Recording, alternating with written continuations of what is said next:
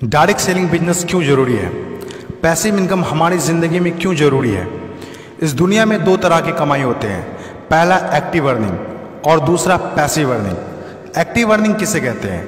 वैसी कमाई जिसमें काम करें पैसा आए और जब काम करना बंद कर दे तो पैसे आना बंद हो जाए। जैसे जॉब पर जा रहे हैं पैसा आ रहा है, जॉब पर जाना बंद पैसे आना बंद। एक दुकानदार दुकान खोल रहा है पैसा आ रहा है, दुकान खोलना बंद पैसे आना बंद। एक किसान खेती कर रहा है पैसा आ रहा है, खेती करना बंद पैसा बंद। एक मजदूर मजदूरी कर रहा है पैसा आ रहा है, मजदूरी करना बंद पैसा बंद। It's called active earning. और दूसरा पैसिव अर्निंग। पैसिव अर्निंग किसे कहते हैं?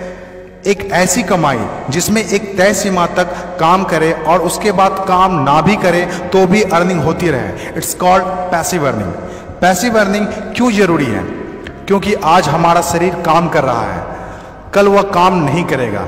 आज कुछ ऐसा करना है जो हमारी मौजूदगी ना भी हो तो भी हमें रेगुलर इनकम आती रहे, और वो ज़्यादा ज़रूरी है। पैसिव अर्निंग जिससे एक मिडिल क्लास और पुअर फैमिली भी आसानी से अपनी अर्निंग बढ़ाकर एक अच्छी ज़िंदगी जी सकता है।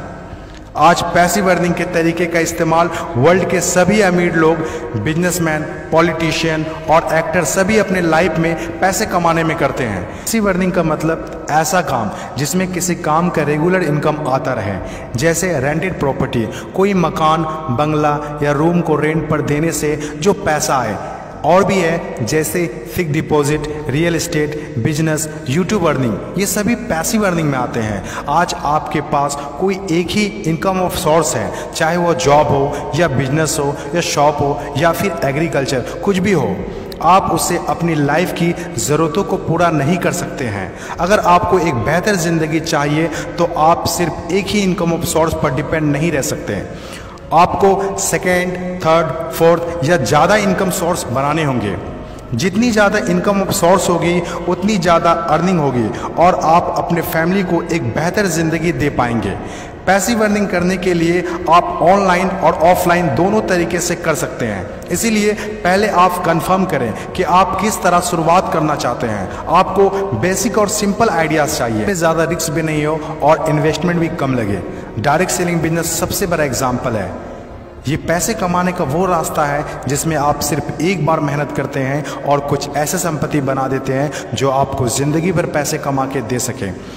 पैसिव अर्निंग को समझाने के लिए मैं आपके साथ एक स्टोरी शेयर करना चाहूँगा। यह कहानी है बर्क हेजेस की किताब the parables of pipeline.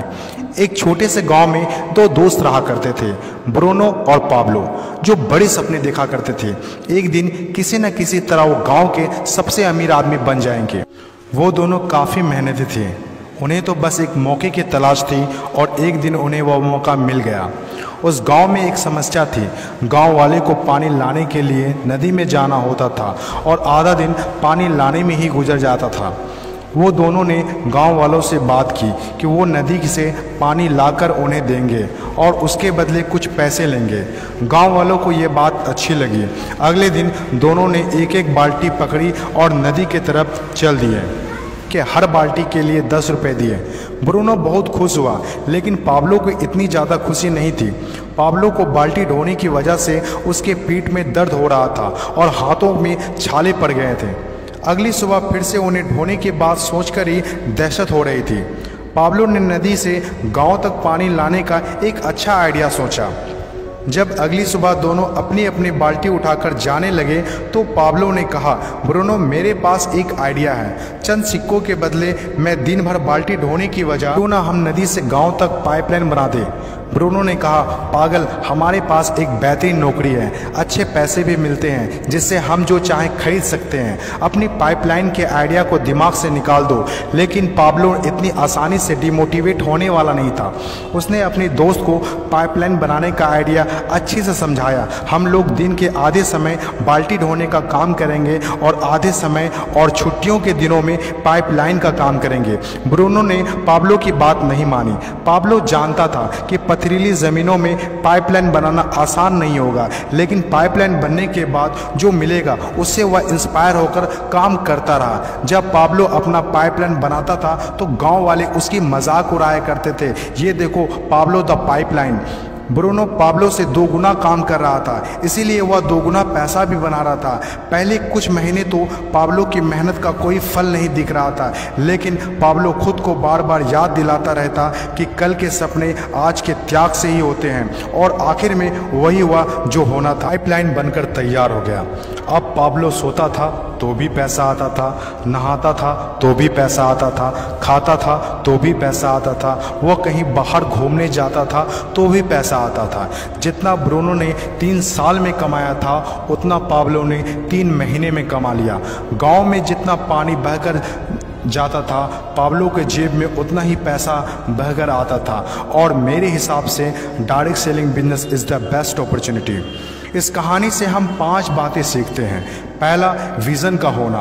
Vision सबके पास नहीं होता। विज़न जो आंखों से नहीं सोच से देखी जाती है। इस दुनिया में 5% लोग के पास ही विज़न होता है और वही इस दुनिया में कुछ बड़ा करते हैं। दूसरा, सबसे इम्पोर्टेंट, जब भी आप कुछ हट के करेंगे तो लोग आपका मजाक उड़ाएंगे, ठीक उस पाब्लो की तरह। तीसरा, लगातार काम करना।